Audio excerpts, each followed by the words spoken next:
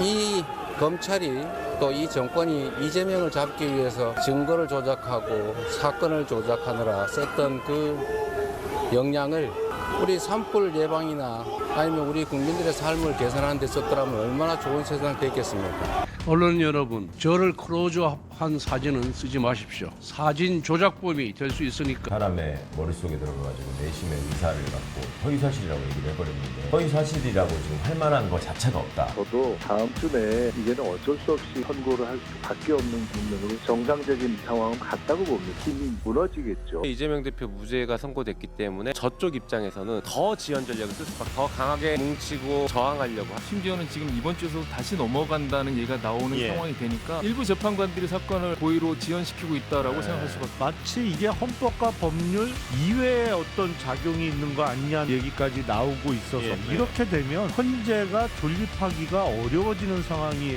나올 수도. 역사의 전환점에 지울 수 없는 오명을 남기는 것만큼 어리석은 선택도 없을 것입니다. 특히 고의 지연책을 쓰고 있다는 의심을 받는 일부 헌법재판관들이 이런 경고를 깊이 새기기.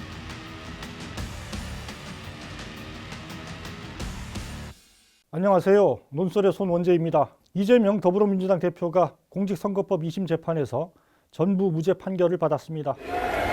사필 기정 아니겠습니까? 답답하기만 하던 현실에 한 줄기 담비 같은 소식으로 받아들인 국민이 많았을 것 같습니다. 그간 우리 사법 시스템에 대한 불신과 회의를 키운 일들이 잇따랐죠. 형사소송법을 대놓고 짓밟은 직위원 부장판사의 황당한 판결과 심우정 검찰총장의 막가파식 항고 포기로 인신 구속에 관한 권한은 법원에 있다는 영장주의와 적법 절차의 원칙, 과잉 금지의 원칙에 위반하기 때문에 내란숙의 피의자가 갑자기 풀려났습니다. 경호처를 윤석열 사병으로 전락시킨 김성훈 경호처 차장의 구속영장이 기각되는 일도 있었습니다. 무엇보다 헌법재판소는 민주원정 최후 보루로서의 책임감을 뒤로한 채 너무도 자명한 탄핵심판 선고를 한 달 넘게 질질 끌고 있습니다. 헌법재판관 일부가 윤 대통령 극렬 지지층을 의식해 의도적으로 선고를 지연하는 게 아니냐 의혹이 큽니다. 심지어는 지금 이번 주에서 다시 넘어간다는 얘기가 나오는 상황이 되니까 일부 재판관들이 사건을 고의로 지연시키고 있다라고 생각할 수밖에 없습니다. 고의 지연의 목표는 뭡니까? 지금 단계는 고민을 명분이고 어떤 특정 시기를 지내보내고자 하는 의도가 있다고 볼 수밖에 없습니다. 앞뒤로 봐도 이재명 대표의 항소심 선고겠죠. 그런데 이 대표가 통으로 무죄를 받으면서 그나마 우리 사법 시스템이 완전히 무너지지는 않았구나, 이런 일말의 안도감을 갖게 했습니다. 또 헌재의 선고 지연에도 중대한 전환점으로 작용할 수 있다 전망이 나옵니다. 보수 쪽의 여론이 들끓으니 그쪽도 좀 염두에 둬야 될 것 같다라는 생각을 가진 재판관이 어쨌든 나는 아직 좀 준비가 덜 됐다라는 식으로 이재명 대표 재판을 보고 나서, 그러면 이제 대선까지 기간이 있기 때문에 뭐 대법원 그 판결이 그 사이에 나올 수도 있고 기타 등등의 그런 정무적 고려로 인해서 시점을 조절했을 가능성이 있는데 근데 이제 끝났잖아요. 그리고 유죄도 아니고 무죄로 끝났어. 그럼 더 이상 망설일 이유가 없어요. 만약 그런 고려가 있었다면. 그래서 뭐 다음 주에 나오지 않겠냐. 근데 이런 설이 있는데 그건 좀 설득력이 있다. 물론 한편으론 오히려 이재명 무죄로 보수층의 위기감이 커져 오히려 헌재 선고에 악영향을 줄 수 있다 우려도 나옵니다. 가정적 판단이긴 한데 어제 이재명 대표 무죄가 선고됐기 때문에 저쪽 입장에서는 더 지연 전략을 쓸 수밖에 없게 됐다. 더 강하게 지연시키려고 하는. 뭉치고 저항하려고 하겠죠. 이 부분에 대해서는 잠시 뒤 자세히 짚어보기로 하겠습니다. 지금으로선 그나마 이 대표 무죄 판결이 꼬이고 얽힌 교착 상황을 돌파할 핵심 계기로 작용하고 있다, 이런 점이 분명해 보입니다. 자, 여기선 먼저 이번 무죄 판결 자체의 내용과 의미에 대해 살펴보겠습니다. 이번 판결은 앞서 징역 1년에 집행유예 2년을 선고했던 1심 유죄 판결을 완전히 뒤집었습니다.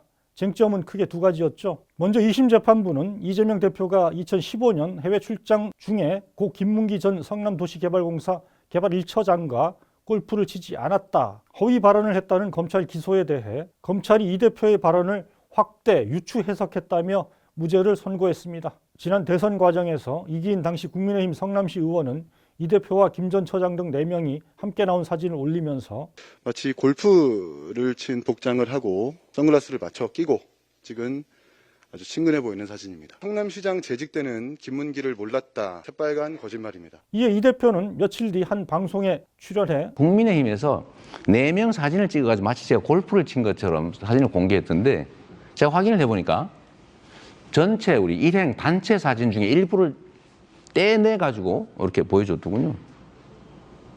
이거 조작한 거죠.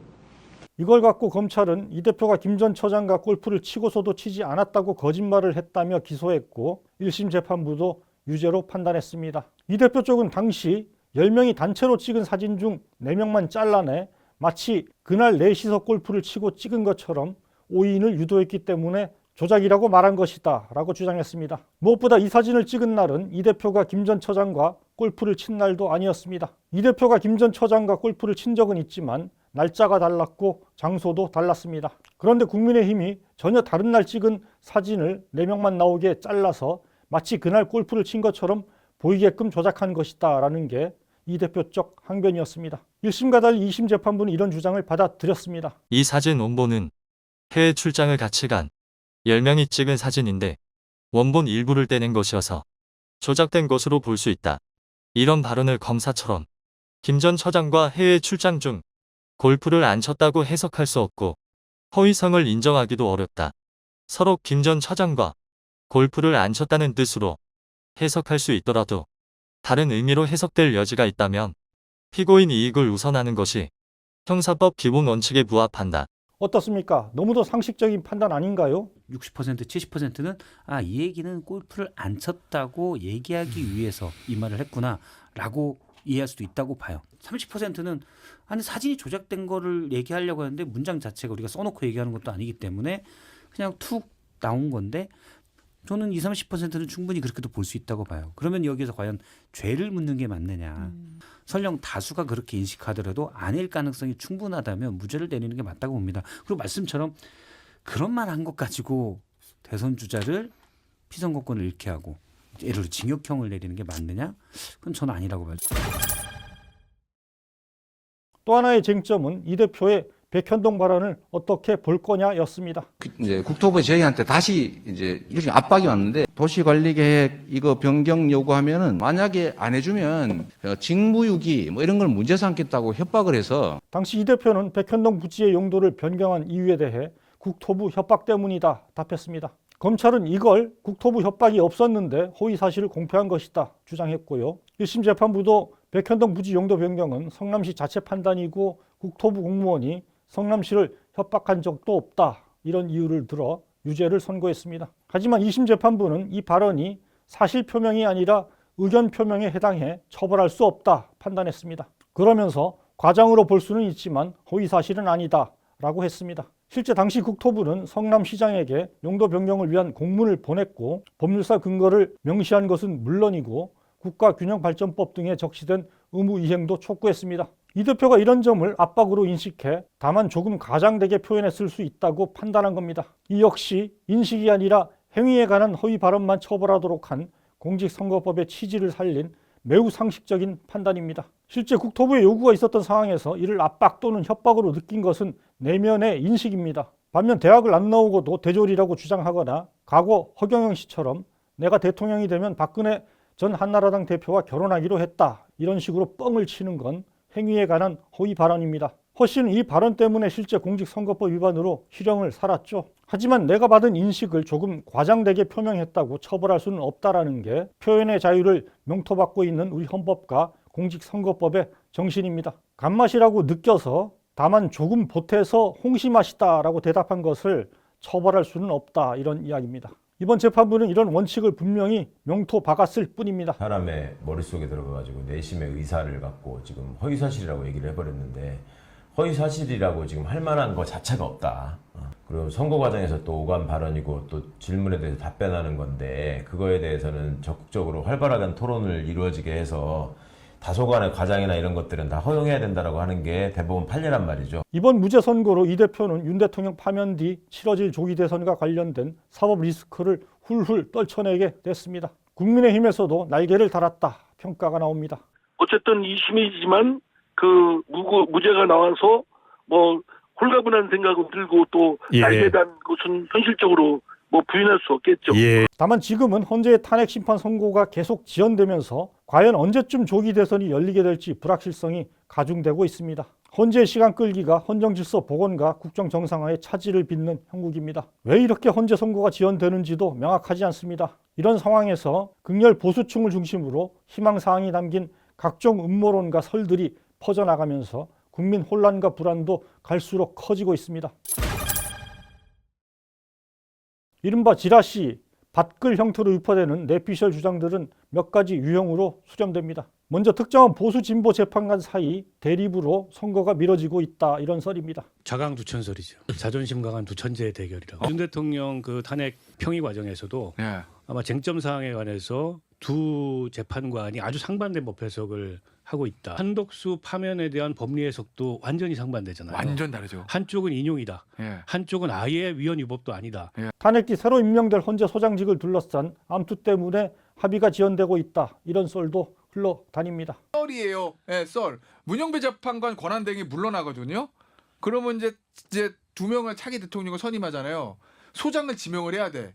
그러면은 나머지 지금 6분 중에서 한 사람이 헌법재판소장이 돼야 되는 건데, 그 자리를 놓고 내부 알력 다툼이 있어서 뭐 하나 대통령 탄핵 심판 관련해서 합의되는 게 없다라는 썰도 있죠. 4월 18일 퇴임하는 문영배 권한대행과 이미선 재판관이 보수 재판관들의 파면 반대에 직면해 결국 탄핵 심판 결정을 내리지 않고 물러날 수 있다, 이런 루머도 여권 내에서 돌아다니고 있습니다. 문영배 재판관이 이제 헌재 권한대행이 자신이 없다는 거 아니에요. 결국은 표결에 붙여야 되는데, 왜냐면 이게 평의 과정에서 대충 짐작을 하는 거지. 국회로 생각하면 우원식 국회의장이 이거 본회의에서 표결 붙여야 되는데 가결을 확신을 못해. 계속 미루는 거죠. 다음 국회. 그래서 문영배 재판소장이 인용이 확실하지 않으니까 넘기고 나간다. 판결을 못 열고 있다. 뭐 이런 얘기가 있잖아요. 어떻습니까? 한시라도 빠른 파면을 요구하는 대다수 국민들로서는 밤잠을 이루기 힘들 만큼 불안한 얘기가 아닐 수 없습니다. 그러나 사실 이런 썰들은 대부분 그야말로 탄핵 반대 세력의 희망이 듬뿍 담긴 내피셜일 가능성이 매우 짙습니다. 진보 성향 재판관의 평판을 떨어뜨리기 위한 인신공격과 이간질 의도가 역력합니다. 또 보수 성향 재판관들이 자신들의 뜻대로 탄핵을 기각하거나 최대한 지연하도록 몰아가려는 의도도 뚜렷이 읽힙니다. 저도 이제 그 지라시라고 하는 걸 좀 봤는데요. 거기 있는 내용 거의 믿을 수 없는 내용입니다. 그러니까 형식적으로 재판에 관한 것들도 보면은 재판의 시스템을 모르는 사람이 썼다는 느낌이 들고, 그 외에 누가 소장의 낙점을 받아서 어쩌고 있다 하는 것도 뭐 정치적으로 그럴 리가 없죠. 예를 들어서 차기 대통령이 유력한 사람이 뭐 한다고 소장 낙점을 지금부터 하겠습니까? 돌아다니는 글들은 소설이라고 생각합니다. 다만 이런 소설들이 광범위하게 유포되는 배경에는 특정 세력의 의도적 개입과 더불어 지금 헌재가 제 책임을 다하지 못한 채 직무를 유기하고 있다는 점도 깔려 있습니다. 특히 앞부분에서 살펴봤듯이 보수 성향 재판관 일부가 고의로 이재명 대표 2심 선고 이후로 심판을 지연시켜왔다, 이런 의혹이 큽니다. 사실이라면 국민과 역사 앞에 대죄를 짓는 행위입니다. 국민과 헌법보다 특정 진영과 정치 성향을 우선시해서야 헌법재판관의 막중한 소임을 짊어질 자격이 없습니다. 이제 헌재는 이 대표 무죄 선고를 변화의 전환점으로 삼아야만 합니다. 고의 지연을 노리고 침대 축구를 해온 일부 재판관들이 있다면 이제 윤석열 파면 선고를 더 미룰 이유도 명분도 사라졌음을 똑똑히 인식해야 합니다. 여전히 보수층 일각에선 이재명 무죄 뒤에도 보수 성향 재판관들이 계속해서 사건을 끌어 이재명 대통령 당선을 막아야 한다, 이런 말도 안 되는 주장을 하고 있습니다. 지금 많은 보수 쪽에 계신 분들이, 보수 성향의 재판관들이 기각이나 각하를 함으로써 조기 대선이 없게 만들었으면 좋겠다, 만들어야 한다, 만들 것이다 라고 계속 주장하고 있는 거예요. 그러니까 이게 우리가 8대0 이렇게 계속 전망을 해왔었잖아요. 근데 실이 계속 늦어지고 이재명 대표 무죄 선고 나오는 걸 보고 보수 성향의 재판관들이 과연 어떻게 마음을 먹고 판단할까, 그 부분도 우리가 관전 포인트다라는 생각이 듭니다. 야권에서는 일단 헌재가 정상 궤도로 들어설 걸로 보면서도 경계심 또한 늦추지 않는 모습입니다. 저도 다음 주 내에 이제는 어쩔 수 없이 이제는 선고를 할 수밖에 없는 국면으로 정상적인 상황은 갔다고 봅니다. 힘이 이제 무너지겠죠. 그런데 이 모든 상황의 전제는 비정상적인 세력이기 때문에 예. 지금 여전히 지금 우려하는 가능성은 남아 있는 것이어서 오히려 어제부터는 한편 굉장히 긴장의 끈을 높이고 있습니다. 헌재 정상화를 가늠할 기준점으로는 4월 첫째 주 선고 여부를 주시하고 있습니다. 금요일 평일 보고 다음 주 초에 선고 여부를 한번 보자. 그렇지 않다면 만약에 금요일 날 선고일을 월화라도 잡지 않는다면 저는 그건 임계점을 지난 것이라고 생각합니다. 정면적으로 헌법재판소의 존재 의의에 대해서 야당이 중심으로 해가지고 우리는 아주 정말 역사의 길이 빛날 그러한 대국민 선언을 해야 되는 겁니다. 이번 주말에는 예열을 해야 됩니다. 네, 예열을 무자비하게 때릴 수 있는 다음 주 주초에는 결단을 해야 될 시점이 옵니다.